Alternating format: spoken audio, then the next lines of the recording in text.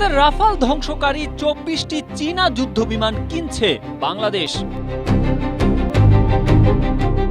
টুঙ্গিপাড়া এখন জনমানবহীন, যান না আওয়ামী লীগের নেতাকর্মীরাও। টাস্কফোর্স ফর ইন্টারোগেশন সেলে অমানসিক নির্যাতনের বিবরণ দিলেন ভুক্তভোগী। ভাঙা চালা চুইয়ে পড়ে বৃষ্টি, তবু স্ত্রীর সেবায় থামেননি বৃদ্ধ। যে ৫ নেতার উপর ভর করে ফেরার চেষ্টায় নিষিদ্ধ আওয়ামী লীগ। এতক্ষণ শুনছিলেন শিরোনাম, এবারে বিস্তারিত। চীনের তৈরি অত্যাধুনিক যে যুদ্ধ বিমানটি ব্যবহার করে পাকিস্তান ভারতের ৫টি বিমান ধ্বংস করেছে বলে বলা হয়েছিল, এবার সেই জে-10 যুদ্ধ বিমানটি কিনতে যাচ্ছে বাংলাদেশ। চীনের চেংডু জে-10 সিই একটি 4.5 প্রজন্মের মাল্টি রোল যুদ্ধ বিমান। এটি আধুনিক AESA রাডার, উন্নত নেটওয়ার্ক ভিত্তিক যুদ্ধ ব্যবস্থা এবং দূরপাল্লার আকাশ থেকে আকাশে নিক্ষেপযোগ্য ক্ষেপণাস্ত্র ব্যবহারের সক্ষমতা রাখে।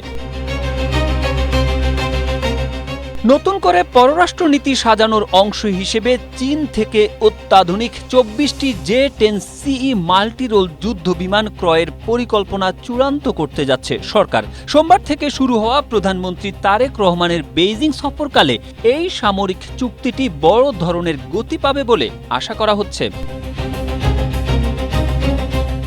বিশ্লেষকদের মতে এই যুদ্ধ বিমান বাংলাদেশের আকাশ প্রতিরক্ষা সক্ষমতায় বড় পরিবর্তন আনতে পারে। একই সঙ্গে দক্ষিণ এশিয়ার সামরিক ভারসাম্যে এর প্রভাব পড়তে পারে। নাম প্রকাশ না করার শর্তে সরকারের একজন উচ্চপদস্থ কর্মকর্তা গণমাধ্যমকে জানিয়েছেন, এই চুক্তির আওতায় প্রতিটি অত্যাধুনিক চীনা যুদ্ধ বিমানের আনুমানিক বাজার মূল্য নির্ধারণ করা হয়েছে প্রায় ৪ কোটি বা ৪০ মিলিয়ন মার্কিন ডলার, যা বাংলাদেশি টাকায় ৪৯১ কোটি ৪৮ লক্ষ টাকা। শুধু যুদ্ধ বিমান কেনাই নয়, প্রধানমন্ত্রী তারেক রহমান ও চীনের প্রধানমন্ত্রী লি কিয়াংয়ের বৈঠকের পর দুই দেশের মধ্যে একাধিক চুক্তি, সমঝোতা স্মারক ও যৌথ ঘোষণা আসতে পারে বলে আশা করা হচ্ছে। পররাষ্ট্র সচিব আসাদ আল সিয়াম জানিয়েছেন, সফরে প্রায় ১৭টি চুক্তি ও সমঝোতা হওয়ার সম্ভাবনা রয়েছে। এর মধ্যে তিস্তা নদীর বাঁধ প্রকল্প নিয়ে যৌথ সম্ভাব্যতা সমীক্ষা এবং মংলা বন্দরের আধুনিকায়ন অন্যতম।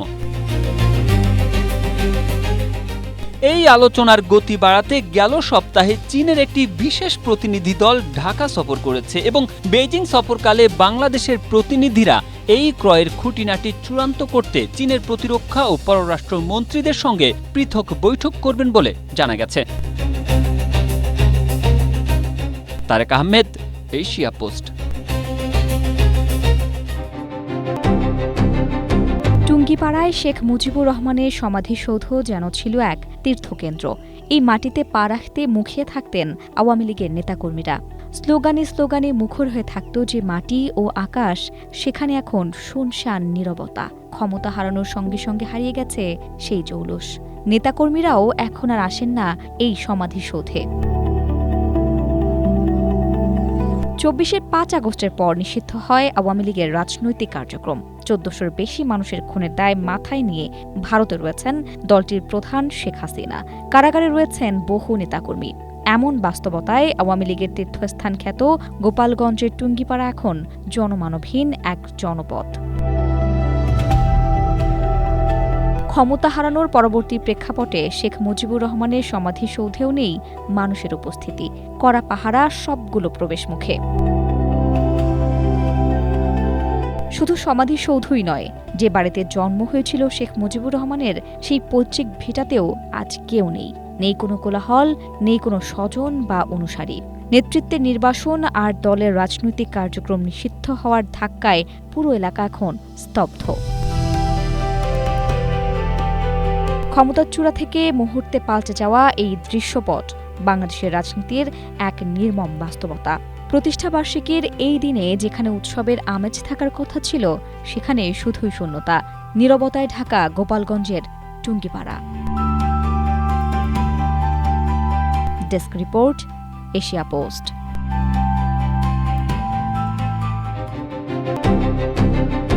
সম্পূর্ণ উলঙ্গ করে ঝুলিয়ে রাখা হতো এবং কানের লতি ও লজ্জা স্থানে বৈদ্যুতিক শক দেওয়া হতো।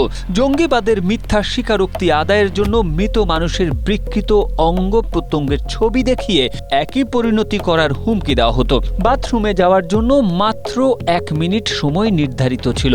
1 মিনিটের বেশি সময় নিলেই বাথরুমে ঢুকে তাকে নির্মমভাবে পেটানো হতো। বিগত আওয়ামী লীগ সরকারের শাসনামলে টাস্ক ফোর্স ফর ইন্টারোগেশন সেলে গুম ও অমানসিক নির্যাতনের শিকার মাহমুদুল হাসান আন্তর্জাতিক অপরাধ ট্রাইব্যুনালে হাজির হয়ে এমনই অবর্ণনীয় ও লোমহর্ষক জবানবন্দি প্রদান করেছেন। সাবেক প্রধানমন্ত্রী শেখ হাসিনা সহ 17 জন অভিযুক্তের বিরুদ্ধে দায়েরকৃত মানবতা বিরোধী অপরাধের মামলায় সোমবার নতুন এই সাক্ষী ট্রাইব্যুনাল 1-এ তার উপর নেমে আসা রাষ্ট্রীয় নির্যাতনের প্রতিটি অধ্যায় তুলে ধরেন।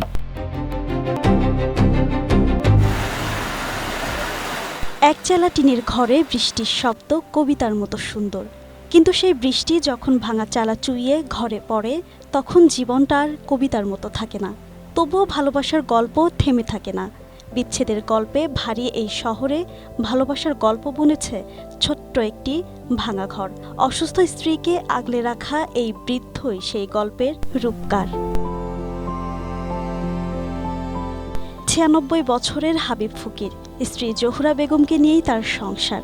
একসময় রিকশা চালিয়ে জীবিকা নির্বাহ করতেন। বয়সের ভারে এখন আর শরীর সায় দেয় না, তাই ছোট্ট একটি চায়ের দোকানই তার আয়ের ভরসা। দোকানের এক কোণে একটি ছোট্ট খাট, আর সেই খাটেই গড়ে উঠেছে তাদের ছোট্ট পৃথিবী। খুলনায় যেখানে প্রতি বছর গড়ে 1 থেকে 2 হাজার বিচ্ছেদের আবেদন জমা পড়ে, সেখানে চা বিক্রির ফাঁকেও অসুস্থ স্ত্রীকে আগলে রাখেন হাবিব ফকির। নিজ হাতে রান্না করেন, মুখে তুলে দেন খাবার, সময় মতো ওষুধও খাওয়ান, রাখেন সার্বক্ষণিক খোঁজ খবর। আমার স্বামী রান্দিয়া বাজিয়া তার সামনে কথা বাদ দেয়, তারপর খাই। যখন যেটা চাই আনিয়ে দেয়। আমার শক্তি নেই আটো চলার, নিঃশ্বাস গুণ হয়ে যায়, 2 পয়সা কাটতে পারি না। এই আদ্যতে নিয়ে গোসল করাইবে, আদ্যতে আনিয়া কাপড় পাঠাইতে। অনেকের ঘরে শোকেস ভর্তি দামি বাসন থাকে, কিন্তু একসঙ্গে বসে খাওয়ার সুখ থাকে না। আর এই কুঁড়ে ঘরের কোণে রাখা কয়েকটি থালা বাসনেই লুকিয়ে আছে একসঙ্গে বেঁচে থাকার আনন্দ। পাক শাক সবকিছু আমার করতে হয়, আসলেও করতে হয় ঠিক। এছাড়া কোনো বই কিন্তু সে চলতে ফিরতে পারে না, চোখের দেখে কম, হাঁটাচলা করতে পারে না, শ্বাস ভালো হয়ে যায়। যাওয়ার তো কোনো টাকা নেই, আমারও কেউ নেই, এরও কেউ নেই। খুলনা মেডিকেল কলেজ হাসপাতালের সামনেই থাকেন এই নিঃসন্তান দম্পতি। প্রতিবেশীরাও নিয়মিত খোঁজ নিতে আসেন তাদের। খারাপ লাগছে, আমার কান্না এসে গেছে। তাইতে তো এখানে এসে খাতি, ওই রাস্তাটা দেখে এই পাড়া এসে খাতি যে ওনারা আসছে, তারপর ওনারা এসে দেখে তো আমি কাছে মা এইভাবে না, যেমন বাচ্চা কাচ্চা নেই। চাইলেই তো ছেড়ে দেওয়া যায়, কিন্তু একসঙ্গে বৃদ্ধ হওয়ার সৌভাগ্য কজনের হয়? ভাব আছে, ভাঙা ঘর আছে, বয়সের ভার আছে, কিন্তু এত বছর পরেও একে অপরের প্রতি মায়া আর দায়িত্ববোধে ভাটা পড়েনি। হয়তো ভালোবাসা এমনই, জীবনের শেষ প্রান্তে এসেও যার হিসাব মেলে না, ফুরায় না কমতি। Desk report, Asia post. 5 নেতার কাঁধে ভর করে আবারও রাজনীতির মাঠে ফিরতে মরিয়া নিষিদ্ধ আওয়ামী লীগ। এরই মধ্যে রাজধানী সহ দেশের বিভিন্ন এলাকায় নতুন করে সাংগঠনিক তৎপরতা শুরুর আভাসও দেখা যাচ্ছে। তাদের ঘুরে দাঁড়ানোর এই চেষ্টা যাতে বেগবান হতে না পারে, সেজন্য সীমান্ত পার হয়ে আসার নেতাকর্মীদের ওপরও বিশেষ নজরদারি চালানোর সুপারিশ করেছে পুলিশ। দৈনিক আগামী সময়ের এক প্রতিবেদনে এসব তথ্য তুলে ধরা হয়েছে। আওয়ামী লীগের ফেরা নিয়ে একটি গোপন গোয়েন্দা প্রতিবেদনে বলা হয়েছে, জামিনে মুক্ত থাকা কয়েকজন শীর্ষ নেতার নির্দেশনায় রাজনৈতিক কর্মকাণ্ড জোরদারের পাশাপাশি সীমান্ত পেরিয়ে দেশে ফিরে আসা পলাতক নেতাকর্মীদের মাধ্যমেও সাংগঠনিক যোগাযোগ সক্রিয় করার চেষ্টা চলছে। এতে আরও বলা হয়েছে, বিভিন্ন অনলাইন প্ল্যাটফর্ম ব্যবহার করে আওয়ামী লীগ নেতাদের বক্তব্য, নির্দেশনা ও প্রচার ব্যাপকভাবে ছড়িয়ে দেওয়া হতে পারে।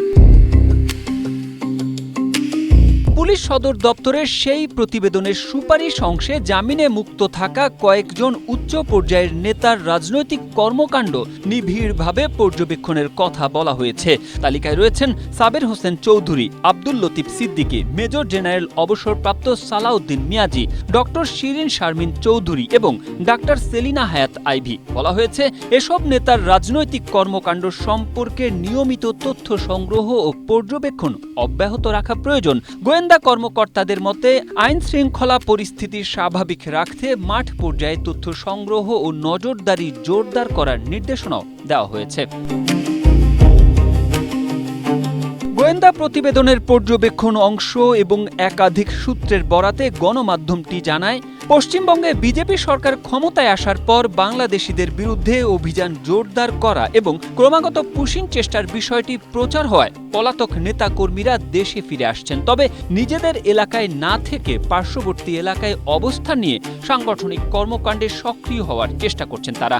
এ কারণে সীমান্তবর্তী এলাকায় নজরদারি বাড়ানোর সুপারিশ করা হয়েছে প্রতিবেদনে। Tarek Ahmed, Asia post.